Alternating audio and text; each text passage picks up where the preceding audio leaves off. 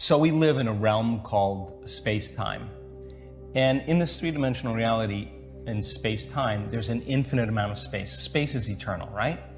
There's an infinite amount of space. And if I'm local as a piece of material flesh and matter, local in an environment and time, or local in space and time, and I'm here and I want to walk up to my hotel, I have one point of awareness. I'm aware that I'm here.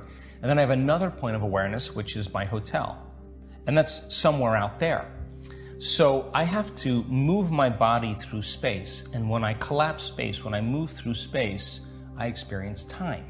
So time is the result of moving through space, right? And it's kind of a realm of Newtonian physics, the realm of the predictable, because we can fly from London to Los Angeles or San Diego. You know exactly how long it's going to take as long as you know the distance and the speed, right? So the world of Newtonian physics is the world of the predictable.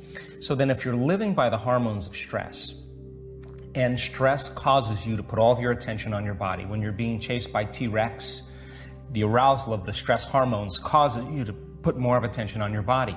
You're looking in your environment. Your attention is on your environment because that's where the danger is. And you're thinking about how much time you have to get there. So if where you place your attention is where you place your energy. And all of your attention is on your body, is now localized in three-dimensional reality. You got to play by the rules of Newtonian physics. So you got to work hard to get everything you want. So then our research shows that when you take your attention off your body, all of your attention off your body, and you go from a somebody to a nobody. You take your attention off all the people in your life. Not that you have to stop relating with them, but you got to get beyond them, and you go from a someone to a no one because you're no longer identifying with anyone. You take your attention off of everything in your life, your cell phone, your computer, your car, and you go from something to nothing. You take all of your attention off where you're sitting, where you sleep, where you live, where you work, and you go from somewhere to nowhere. And you're not thinking about the familiar past or the predictable future. You're going to go from some time to no time. If you're taking all of your attention off this three-dimensional reality, then where you place your attention is where you place your energy. If you're not your body, if you're not the people in your life, you're not the objects or things or places or time itself, what are you? You're pure consciousness. So you teach people then that moment of getting beyond yourself is disinvesting all of your attention and energy out of everything known in your three-dimensional reality. What is going to happen to the mechanism here called your neocortex? You're going to begin to slow your brain waves down because you're not analyzing and thinking about any of those people or objects or things. And as you do that, your brain waves change from beta, which is the arousal of your attention on the environment and on your body and time. You begin to slow your brainwaves down into alpha. Now, at the same time, we teach people how to take their attention off of everything material and from a narrow focus on the material world and begin to go from a convergent focus to a divergent focus, to open their awareness, the act of creating what's called a broad focus or an open focus. As you sense space, you don't analyze and think. Well, as you're no longer analyzing and thinking, you're no longer activating those circuits in your brain, and now you start seeing the brain move into alpha, but not any kind of alpha, a very coherent type of alpha. Now the brain starts to synchronize. The front of the brain starts resonating with the back of the brain. The right side of the brain and neural networks communities begin to resonate with neurons on the opposite side, and you start seeing this psychic union between two hemispheres. Some people do it so well that they slip into this realm called theta, coherent theta brainwaves. Now, this mechanism, the home of your identity, the seat of the known self, the memory bank of your past identity, the autobiographical self, lights go out in theta. And the door between the conscious mind and the subconscious mind open, wide open. And now you're in the eternal present moment.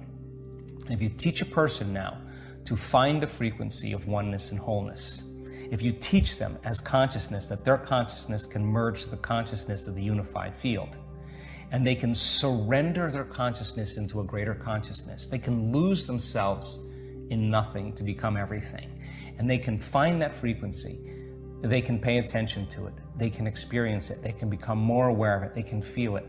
Every experience, every moment is laying down new connections in their brain for them to perceive more of it. If they do this properly, and their consciousness begins to connect to the consciousness of the unified field, now they're in that realm of the quantum, and in the realm of the quantum, time is eternal. You have an infinite amount of time. Now imagine you have an infinite amount of time. If you have an infinite amount of time right now, you can get a lot of stuff done, yes? In fact, it's only equal to your imagination. So then, if here's a linear line of past, present, and future, if you took that from space-time and you turned it this way vertically, and Hawking talks about this, now what do you have? Past, present, and future happening when? In the eternal present moment. And so now, this is the realm that's beyond the senses. The stress hormones endorse the senses for us to become materialists. We narrow our focus on the three-dimensional world.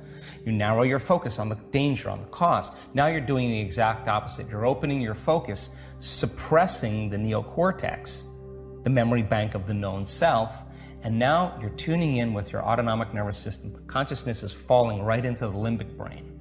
Now, in this realm of time-space, all possibilities exist, and they're non-local. And you can't experience them with your senses. So, in a sense, there is no past lives. They're all happening in the eternal present moment. And so then, this is time travel. In time travel, you don't go anywhere. All you do is you move through time and you experience spaces, dimensions, realities. So then, when you go from one point of consciousness to another point of consciousness in three-dimensional reality, the faster you go, the shorter amount of time it takes. In the quantum, your consciousness, there's no place to go because you're everywhere. You're connected to everything. And all you do is you change your frequency. And as you change your frequency, you change your connection to information. And now, when that limbic brain switches on, the pineal gland begins to become activated. Now the radio receiver is tuned on. And now the pineal gland acts as a transducer. And it's going to transduce a frequency, release the chemicals, the metabolites, to produce profound visual imagery. That's why it's called the third eye, profound visions. But the visions are not going to be out there. It's going to be more real in your inner world, and you're going to experience the mystery of who you really are existing outside of space and time. So nothing different than being in a dressing room or a bathroom when there's two mirrors like this, and you look down and there's an infinite number of yous that go that way. Those are dimensions, and you come back to three-dimensional reality after you experience that, and you're no longer in that same room. You're in another room. It looks exactly the same as the past room, but something's different in your world. There's some synchronicity, there's some change, there's some uniqueness, and every time we do the work, we keep moving into another dimension. So then, all possibilities exist in the eternal present moment, and they exist as thought because the quantum is the realm of thought. So it's not like you create anything there.